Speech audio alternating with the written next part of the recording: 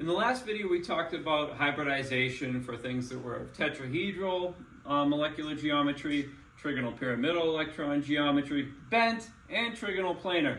So we talked about sp3 hybridization and sp2 hybridization within those molecules, and now I want to just continue on and talk about hybridization a little further.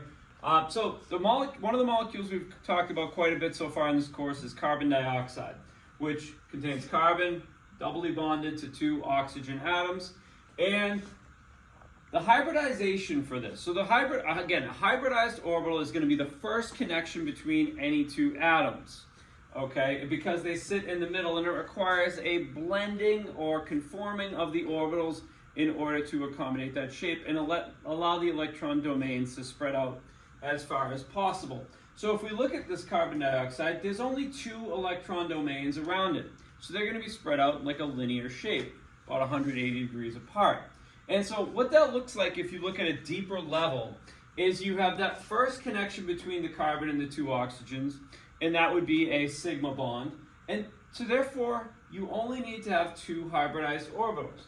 So if you take its electron configuration normally, you have a 2s and a 2p subshell. The one s orbital and one p orbital are going to hybridize to form sp orbitals. And once they do that, they can accommodate those two sigma bonds. But you also still have the 2p orbitals that were unhybridized and thus still have two lobes and basically stick out on two axes of the atom. So you have one unhybridized p orbital shown in green, and then the other one is going to be in red. And then the oxygen would have one unhybridized orbital because it's going to have an sp2 hybridization itself. And so what's going to happen is you're going to see that they combine to make those pi bonds. So anytime you have a double bond, that's going to consist of one sigma and one pi bond. So you have a sigma and a pi on this side of the carbon, a sigma and a pi on this side of the carbon, and that would be what the orbitals look like in carbon dioxide. All right, so that would conclude like the four main electron geometries that we have, but we also have two kind of exceptions to the octet rule I want to introduce. So the first one would be with the molecule PCl5, okay? So that's going to end up forming 5 sigma bonds. This is a trigonal bipyramidal shape.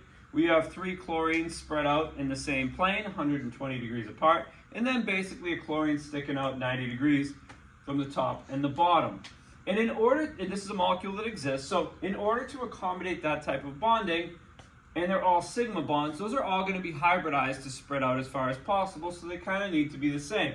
So what happens is you have your normal, and this can only happen in elements in the 3rd period or lower on the periodic table because they start to incorporate the D subshell. So normally, the electron configuration for phosphorus would be s2, p3 in the valence shell. But it's going to need to pull one of those d orbitals in to go with the p and the s, and it hybridizes so that those 5 orbitals of equal energy. Since that came from 1s, 3p, and 1d, we would call that sp3 hybridization. Okay, and that's what allows that to happen. And you still have the 4 unhybridized, but also unoccupied d orbitals. The other shape I want to introduce is octahedral. And so that's basically 90 degrees all the way around, and that's SF6. So in order for that to happen, it needs to incorporate even one more d orbital.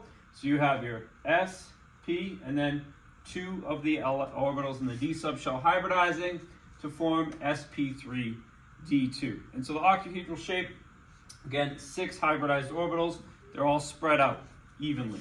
Just to sum up our hybridization relative to our electron geometries, if you have a linear molecule, for the most part, with the exception of where it's just diatomic elements and the number of unshared pairs of electrons vary, if we're talking about linear, where they're 180 degrees apart around a central atom, that is going to have 2 electron domains. Therefore, it's going to be sp hybridization because there were 2 orbitals required to hybridize. If you have 3 electron domains, like you do in a trigonal planar electron geometry, then you're going to have 3 hybridized orbitals. So that would be s and 2p orbitals hybridizing to make sp2. Tetrahedral electron geometries, which include tetrahedral molecules, trigonal pyramidal molecules, and bent with 2 unshared pairs, Those all have 4 electron domains, 4 hybridized orbitals, sp3. Then the last 2 we learned, trigonal bipyramidal and octahedral. You have 5 electron domains in trigonal bipyramidal, so that requires an inclusion of a d orbital as well. And then, so it's sp3d2, 6 electron domains, again, would have to incorporate that second d orbital, so it would be sp3d2. So that's all that we need to know about hybridization and how it relates to electron geometries for organic chemistry.